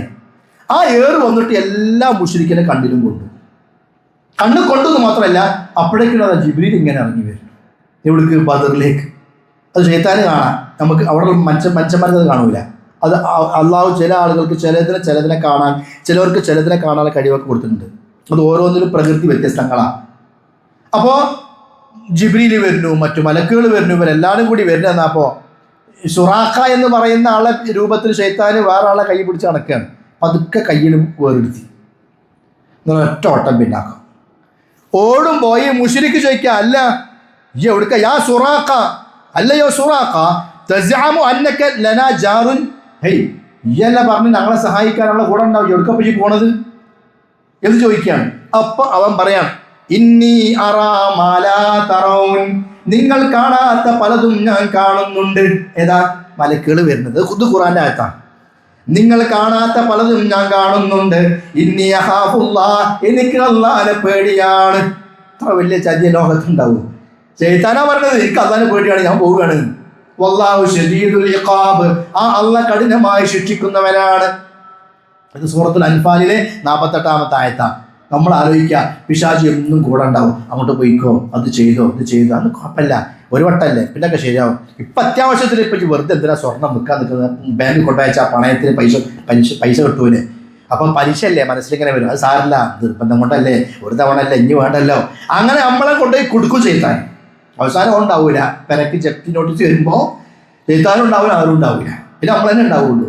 പരലോകത്തേക്ക് എത്തിയിട്ട് അള്ളാഹ് പറയാം, അള്ളാഹിന്റെ ശത്രുവാണവൻ, പലിശ വാങ്ങുന്നവൻ. നിസ്സാര കാര്യമൊന്നുമല്ല. നമുക്കത് ചെയ്തിട്ട് തിരുമല്ലാണ്ടായിരിക്കുകയാണ്, അത് വേറെ വിഷയം. ആരെങ്കിലും പലിശയുമായി വേർതിരിയുന്നില്ല എങ്കിൽ അവൻ എന്താ പറയാ, അള്ളാഹുമായുള്ള യുദ്ധത്തിന് വേണ്ടി ഒരുങ്ങിക്കൊള്ളുന്ന, അള്ളാഹുவோട് യുദ്ധത്തിന് ഒരുങ്ങിയാണ് അവൻ ശത്രുവായിട്ട് അള്ളാഹുവിനെ പ്രഖ്യാപിക്കുകയാണ്. അതുകൊണ്ട് ശൈത്താനെ എപ്പോഴും പേടിക്കണം. നമ്മൾ പറയും, ഇന്നിപ്പോൾ നോമ്പൊക്കെ കഴിഞ്ഞിട്ട് നമ്മളിങ്ങനെ കടക്കേക്കാറ്. ചിലപ്പോൾ തലയൊക്കെ പതുക്കെ ഇങ്ങനെ പൊന്തും, പക്ഷെ നടു പൊന്തുന്നില്ല. തല പൊന്തുമ്പോൾ ഇവൻ ചോദിക്കും, എവിടേക്കാ പോയി? കുറച്ചങ്ങനെ കിടക്ക്. എന്നും ഇപ്പം തറാവിക്കരിക്കണില്ലേ, എന്നും നിസ്കരിക്കില്ലേ, ഒരു ദിവസം ഇപ്പം ഒഴിവാക്കിച്ചിട്ട് പിന്നെ ഒരു പ്രശ്നമൊന്നും വരാൻ പോകുന്നത്. ഇതൊക്കെ നമുക്കിങ്ങനെ എന്താ അറിയാം, നല്ല ശ്രദ്ധിക്കണം. ഇവനെ അങ്ങനെ കാണാൻ പറ്റുന്ന ശത്രുവല്ല. ഇവനാണ് ആദ്യ നബിയോട് പറഞ്ഞ എന്താ, നമ്മുടെ വല്യാപ്പടം എന്താ പറഞ്ഞത്, നിങ്ങൾ ഈ പഴം തിന്നോളൂ, നിങ്ങൾക്ക് എന്ത് വർത്തനം നിൽക്കാനാണ്. മുൽക്കില്ലായ ബില, ഒരിക്കലും നഷ്ടപ്പെടാത്ത അധികാരവും നിങ്ങൾക്ക് കിട്ടും. ആദ്യ നബിനെ പറഞ്ഞ് പറ്റിച്ച ആളാ ഇബ്ലീസ്, പിന്നെ നമ്മളെ പറ്റിക്കായിരിക്കും. അപ്പൊ അതുകൊണ്ട് ആ ഇബ്ലീസിനെ നമ്മൾ എപ്പോഴും ശ്രദ്ധിക്കുക.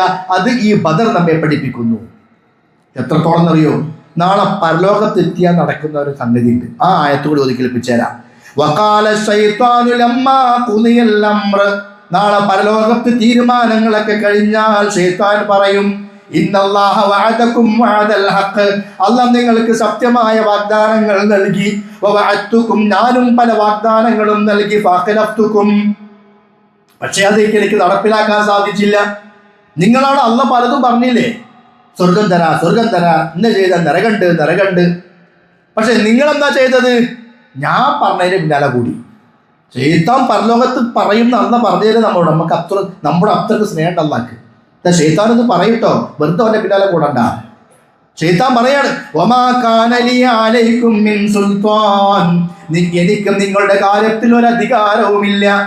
ഇല്ല അൽദഅതുകും, ഞാൻ നിങ്ങളെ ക്ഷണിച്ചു, ഫസ്തജബ്തും ലി, അപ്പോൾ നിങ്ങൾ എന്റെ ക്ഷണത്തിന് ഉത്തരം നൽകി. ഞാൻ വിളിച്ചപ്പോൾ നിങ്ങളുടെ പിന്നാലെ പോന്നു. ഫലാ തലൂമൂനി, ഇനി ആരും എന്നെ കുറ്റം പറയണ്ട.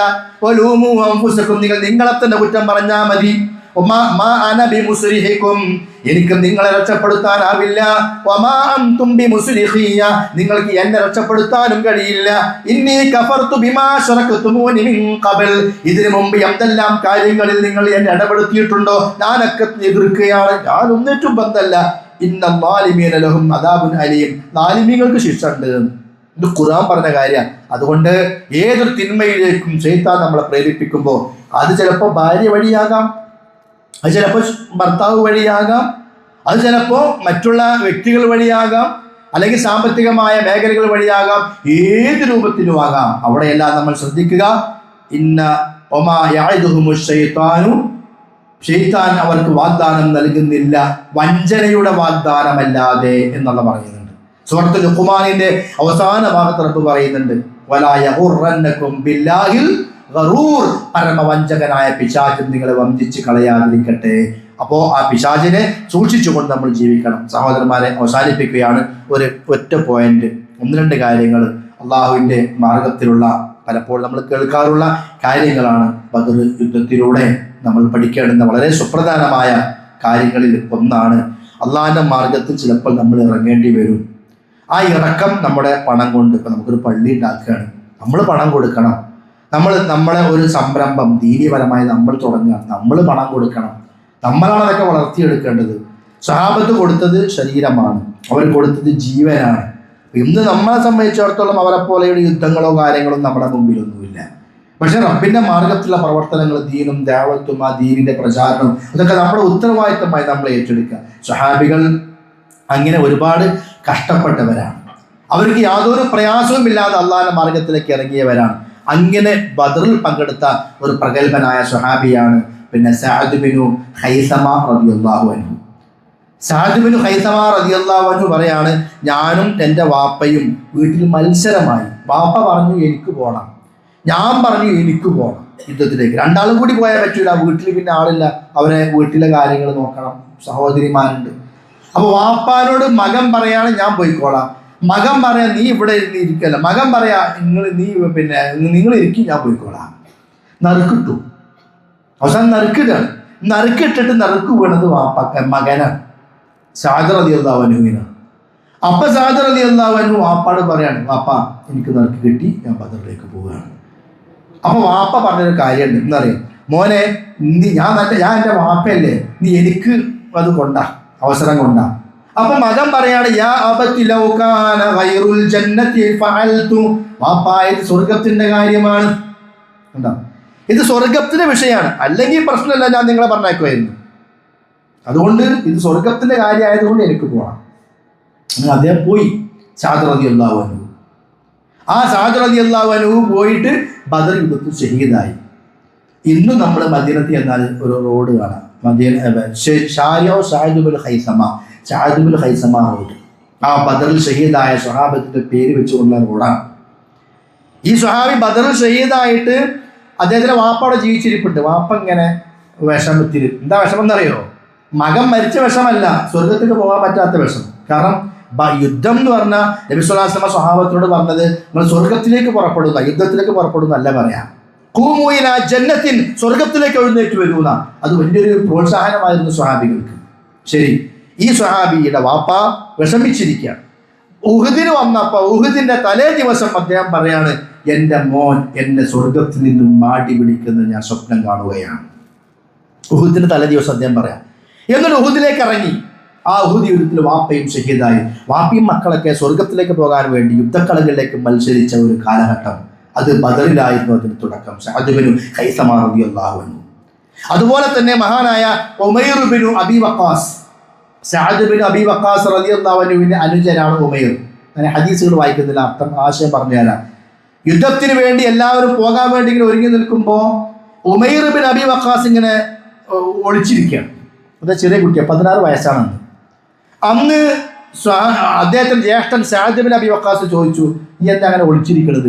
അദ്ദേഹം പറയാ, എല്ലാവരും കൂടി യുദ്ധത്തിന് പോകുമ്പോൾ നബി ഇങ്ങനെ മൊത്തത്തിലൊന്ന് നോക്കിയിട്ട് ഞാൻ ചെറിയ കുട്ടിയാണല്ലോ, എൻ്റെ പ്രായം കണ്ടാൽ എന്നെ കൊണ്ടുപോകില്ല, എന്നെ തിരിച്ചു പറഞ്ഞേക്കും. അത് എനിക്ക് ഇഷ്ടമല്ല, എനിക്ക് യുദ്ധം ചെയ്യണം. ഉരീദു ഷഹാദ ആണ് അദ്ദേഹം. എനിക്ക് ഷഹാദത്ത് വേണം. ഒരു കുട്ടിയുടെ മനസ്സിന്റെ വികാരമാണ്. കാരണം അങ്ങനെയാണ് അവർ വളർന്നത്. അങ്ങനത്തെ അധ്യാപനങ്ങൾ അവർക്ക് അവിടെ കിട്ടി. മദീനയിൽ നിന്ന് അള്ളാഹുവിന്റെ പ്രവാചകന്റെ നാവിലൂടെ നമ്മുടെ നാട്ടിൽ നിന്ന് നമ്മുടെ മക്കൾക്ക് അത് കിട്ടണം. വീട്ടിലെ വാപ്പയിൽ നിന്നും ഉമ്മയിൽ നിന്നും കിട്ടണം, അല്ലേ? എത്ര നല്ല വീട്ടിൽ നിന്ന് വരുന്ന കുട്ടികളാണെങ്കിലും ആ കുട്ടികളെ തല കണ്ടാൽ തന്നെ നമുക്ക് ഏതാണ്ട് മനസ്സിലാക്കാം ആ വീട്ടിൽ എത്ര തീരുണ്ട് എന്നുള്ളത്. കാരണം വാപ്പാര് പറഞ്ഞേക്കാത്ത മക്കളൊന്നും ഉണ്ടാവുമല്ലോ ഈ പ്രായത്തിൽ. നമ്മുടെ മക്കൾക്ക് ഇപ്പം എന്താ ഉള്ളത്? ഈ ഒരു തലയും കണ്ടാലിങ്ങനെ പാവാടയൊന്നും മനസ്സിലാവില്ല, പാൻ്റാന്ന് മനസ്സിലാവില്ല, അങ്ങനത്തെ ഒരു ഡ്രസ്സും. ഒരു 16 വയസ്സുള്ള കുട്ടി പറയാ, ഷഹാദ, എനിക്ക് ഷഹാദത്ത് വേണം. അത് വെറുതെ കിട്ടിയൊന്നല്ല, വാപ്പാൻ്റെ കിട്ടുന്നതാ, കുടുംബത്തിന് കിട്ടുന്നതാണ്, മദീനത്തെ പള്ളിയിൽ നിന്ന് കിട്ടുന്ന അധ്യാപനാണ്. അത് നമ്മുടെ നാട്ടിൽ നിന്നും മഹലിൽ നിന്നും കുടുംബത്തും മക്കൾക്ക് അത് കിട്ടണം. അപ്പോഴേ മക്കളെ രൂപത്തിലാവുകയുള്ളൂ. ശരി, അദ്ദേഹം മുമ്പിലോട്ട് വന്നു. നബി സല്ലല്ലാഹു അലൈഹി വസല്ലം ആളുകളൊക്കെ വന്നിട്ട് ഇങ്ങനെ മൊത്തത്തിൽ നോക്കി ആരൊക്കെയുള്ളത്. ഈ ഉമൈർ ബിൻ അബി വഖാസിനെ കണ്ടപ്പോൾ നബി പറയാണ്, നീ ചെറിയ കുട്ടിയാണ്, ഇപ്പൊ പോരാ, തിരിച്ചു പോയിക്കോ. അദ്ദേഹം കരയാൻ തുടങ്ങി. കല്യാണത്തിന് വാപ്പ പോകുമ്പോൾ കൊണ്ടാകത്തിന് കരഞ്ഞതല്ല, യുദ്ധക്കളത്തിലേക്ക് പോകുമ്പോൾ അനുവാദം കിട്ടാത്തതിന്റെ പേരിൽ കരഞ്ഞു. അതൊരാവേശമാണ്. പ്രായം കുറച്ചാണെങ്കിലും അതൊരു പക്വതയാണ്. ആ കരച്ചിൽ കണ്ടപ്പോൾ നബി സ്വല്ലല്ലാഹു അലൈഹി വസല്ലം അദ്ദേഹത്തെ കൂടെ കൂട്ടി കൊണ്ടുപോയി യുദ്ധത്തിലേക്ക്, ബദറിലേക്ക്. ഷഹീദായി. അദ്ദേഹത്തിന്റെ ആവനാഴി പോലും, എന്തിനേറെ പടയങ്കി പോലും സ്വന്തമായി കെട്ടാൻ കഴിയാതെ Anas Saad bin Abi Waqqas പറയാ, ഞാനാണ് എൻ്റെ അനുജന് അതുപോലും കെട്ടിക്കൊടുത്തത്. സ്വന്തമായ ഡ്രസ്സ്, യുദ്ധത്തിന്റെ ഡ്രസ്സ് ധരിക്കാൻ അറിയാത്തൊരു കാലഘട്ടത്തിൽ ഷഹാദത്ത് ആഗ്രഹിച്ചുകൊണ്ട് യുദ്ധക്കളത്തിലേക്ക് പോയിട്ടുണ്ടെങ്കിൽ അതും ബദർ നമ്മുടെ മുമ്പിൽ പാഠമായി നിലനിൽക്കുന്നു. നമ്മുടെ വീട്ടിൽ നിന്ന് ഇറങ്ങുന്ന ആൺകുട്ടികൾ, നമ്മുടെ വീട്ടിൽ നിന്ന് ഇറങ്ങുന്ന പെൺകുട്ടികൾ, അവരുടെ ചിന്തകളും അവരുടെ ബന്ധങ്ങളും അവരുടെ ഇടപെടലുകളും അവരുടെ മേഖലകളും ഏതെന്ന് പരിശോധിച്ചിട്ട് നമ്മളൊക്കെ അവർ പോയ സ്വർഗത്തിലേക്ക് പോകാൻ എന്ത് ചെയ്തു എന്ന ആത്മാർത്ഥമായ വിലയിരുത്തൽ. ഹാരിസ് ബിൻ സുറാഖ റളിയല്ലാഹു അൻഹു, അദ്ദേഹം ചെറുപ്പക്കാരനായ ഒരു കുട്ടിയാണ്. ബദർ യുദ്ധത്തിലേക്ക് പോയപ്പോൾ ബദറിൽ യുദ്ധമൊന്നും ചെയ്തിട്ടില്ല. അതിന്റെ മുമ്പ് തന്നെ ബദറിലെ വെള്ളം ഉണ്ടല്ലോ, അവിടെ വെള്ളം കുടിക്കാൻ വേണ്ടി പോയപ്പോൾ ഒരു അമ്പ് വന്നിട്ട്, അജ്ഞാത അമ്പാണ്, ആരെ വിട്ടെന്നറിയില്ല, അത് വന്ന് പെരടിയിൽ തറച്ചു. ആ കുട്ടി മരിച്ചു. അദ്ദേഹത്തിന്റെ ഉമ്മ, അതാണ് ഉമ്മു ഹാരിസ റളിയല്ലാഹു അൻഹ. ഉമ്മു റുബൈ എന്നാണ് അവരുടെ പേര്. അവര് പ്രവാചകന്റെ മുമ്പിലേക്ക് വന്നിട്ട് പറയാണ്, അല്ലാഹുവിന്റെ റസൂലേ, ഇതാ എനിക്ക് തുഹദ്ദിസുനി അൻ ഹാരിസ, എന്റെ മകൻ ഹാരിസയെ കുറിച്ച് പറഞ്ഞു തരണം. അവൻ സ്വർഗത്തിലാണെങ്കിൽ ഞാൻ ക്ഷമിക്കാൻ തയ്യാറാണ്. ഒരു ഉമ്മാന്റെ ആ വികാരം നമ്മുടെ ഉമ്മമാര് ശ്രദ്ധിക്കുക. ഞായറാഴ്ചകളിൽ സിയാറി നടക്കുമ്പോൾ, ആഴ്ചകളിൽ ചില ദിവസങ്ങളിൽ മദ്രസ നടക്കുമ്പോൾ അന്ന് പോലും കൃത്യമായി ആ സിയാറിക്കും മദ്രസയിലേക്കും പറഞ്ഞേക്കാനുള്ള ഒരു കെൽപ്പ് നമുക്ക് നഷ്ടപ്പെട്ടു പോയിട്ടുണ്ട്. ഇന്ന സ്ഥലത്ത് വിരുന്നാണ്, ആ കുട്ടി അങ്ങോട്ട് പോയി. ഇന്ന സ്ഥലത്ത് പിന്നെ ജ്യേഷ്ഠത്തിന്റെ വീട്ടിൽ എൻ്റെ പരിപാടിയാണ്, ആ കുട്ടി അന്ന് അങ്ങോട്ട് പോയി. മദ്രസയ്ക്ക് മാസത്തിൽ 1 ദിവസം 2 ദിവസം വന്നു. അതുകൊണ്ട് തന്നെ പണ്ടൊരു വാപ്പ പറഞ്ഞു, എൻ്റെ 3 മക്കളുണ്ട്, 3 മക്കളും കൂടി ഒന്നിച്ച് അത്തയ്യാത്തി എല്ലാവരും പൂർത്തിയാവൂല. കാരണം അത്തയ്യാത്ത് പഠിപ്പിച്ചെന്നോ മദ്രസയിലില്ല. പിറ്റത്തെ ദിവസം അത്തയ്യാത്ത് ചൊല്ലിപ്പിച്ച് നോക്കി, അന്ന് ഓൻ അവിടെ ഇല്ല. പിന്നെ എവിടുന്ന് അത്തയ്യാത്ത് പഠിക്കുക? അത് വായി കിട്ടുമോ? നിങ്ങളെ മക്കളെ കൂട്ടിയിരുന്ന് ചൊല്ലിപ്പിച്ച് നോക്കി വച്ചെടുത്ത് മുഴുവൻ ചൊല്ലുന്നുണ്ടോന്ന്. ഉത്തരവാദിത്തം വാപ്പാർക്കുണ്ട്. ഉമ്മാർക്കുണ്ട്. എന്ത് കാര്യം വന്നാലും കുട്ടികളെ ന്യായീകരിച്ച് അങ്ങോട്ട് നമ്മളെ കൂടെ കൊണ്ടുപോയിട്ട് നടക്കേണ്ട മദ്രസയും അവിടെ നടക്കുന്ന സിയാറിയും ക്ലാസ്സും ഒക്കെ നമ്മൾ ഒഴിവാക്കിയാൽ നാളെ ഈ പരലോകത്ത് ഈ മക്കൾ നമുക്കെതിരെ പരലോകത്ത് വിരൽ ചൂണ്ടും.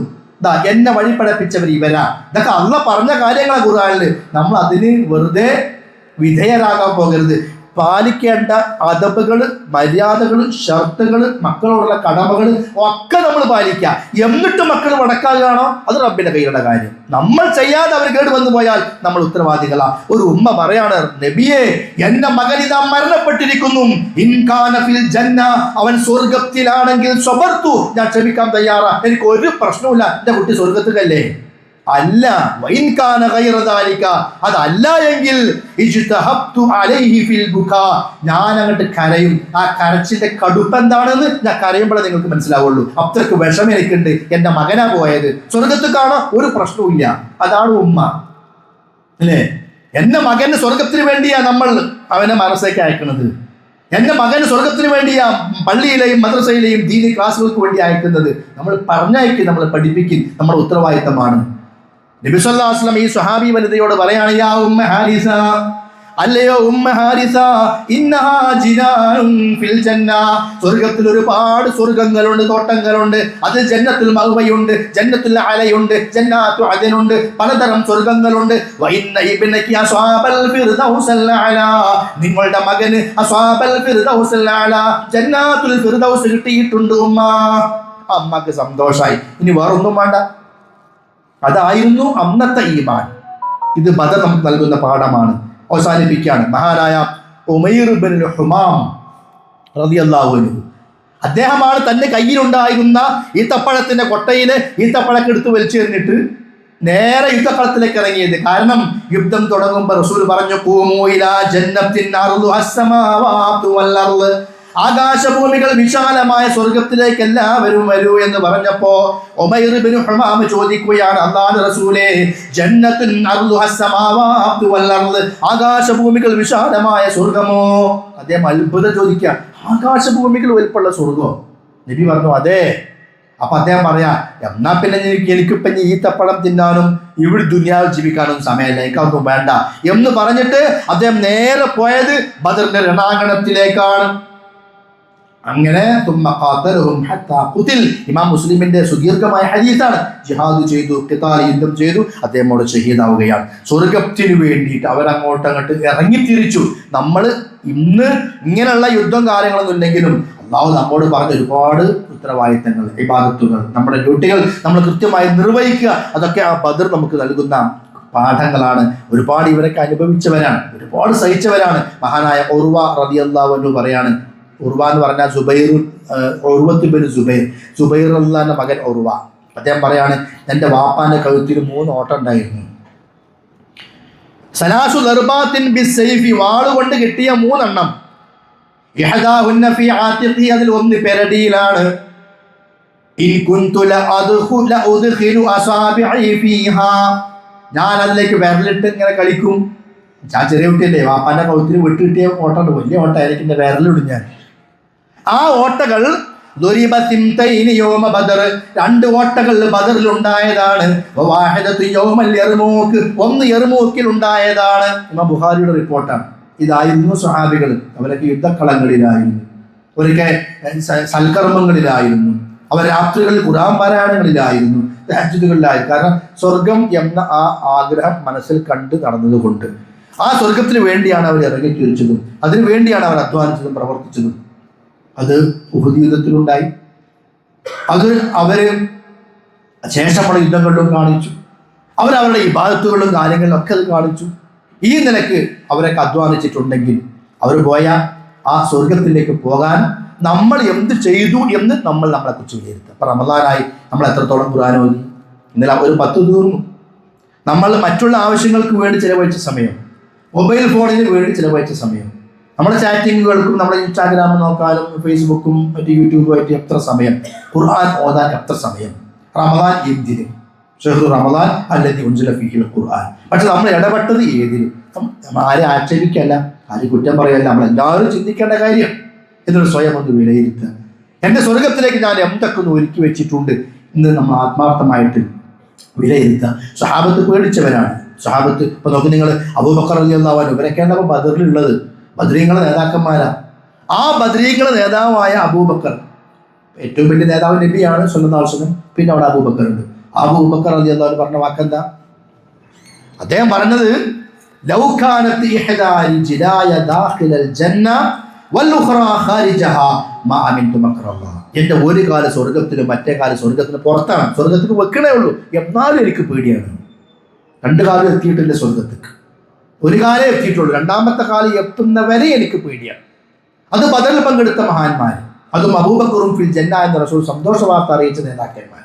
അപ്പോൾ അവർക്ക് വേറൊരു സ്വർഗം, നമുക്ക് വേറെ അവിടെ ഒരു സ്വർഗമൊന്നും അല്ല, ഒക്കെ ഒന്ന് തന്നെയാണ്.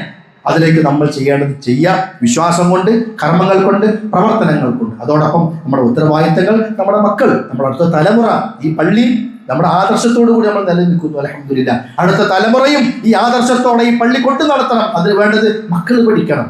നമ്മൾ അറിഞ്ഞ ആദർശം നമ്മൾ പൂർണ്ണമായി അറിഞ്ഞിട്ടില്ലെങ്കിൽ നമ്മൾ ആദ്യം അറിയണം. അടുത്ത തലമുറയെ, മക്കളെ നമ്മളത് പഠിപ്പിക്കണം. അവർ ഖുർആൻ അറിയുന്നവരാകണം, ഖുർആൻ പഠിച്ചവരാകണം. അള്ളാഹു തൗഫീഖോട് കൂടി ഇത് നമ്മൾ അടുത്ത പ്രദേശത്ത് തന്നെ ഒരു ഖുർആൻ ഹിഫ്ദ് കോളേജ് വരാൻ പോവുകയാണ്. അള്ളാഹു തൗഫീഖ് ചെയ്യുമാറാകട്ടെ. അത് നമ്മുടെ എല്ലാവരുടെയും നന്മയാണ്, എല്ലാവർക്കും വേണ്ടിയുള്ളതാണ്. അതിലേക്ക് നമ്മുടെ മനസ്സിൽ വരണം, നമ്മുടെ പ്രാർത്ഥനകൾ വേണം. ഇൻഷാ അല്ലാഹ് ഈ വരുന്ന വ്യാഴാഴ്ച 5-ാം തീയതി അവിടെ സമൂഹ നോമ്പ് തുറയും. ആ ഹിഫ്ദ് കോളേജിന്റെ അതിന്റെ പ്രഖ്യാപനം അവിടെ നടക്കാൻ പോവുകയാണ്. 2:30 മണി മുതൽ തന്നെ അത് ആരംഭിക്കും. പണ്ഡിതന്മാര് ക്ലാസ്സുകളും മറ്റു കാര്യങ്ങളൊക്കെ ഉണ്ട്.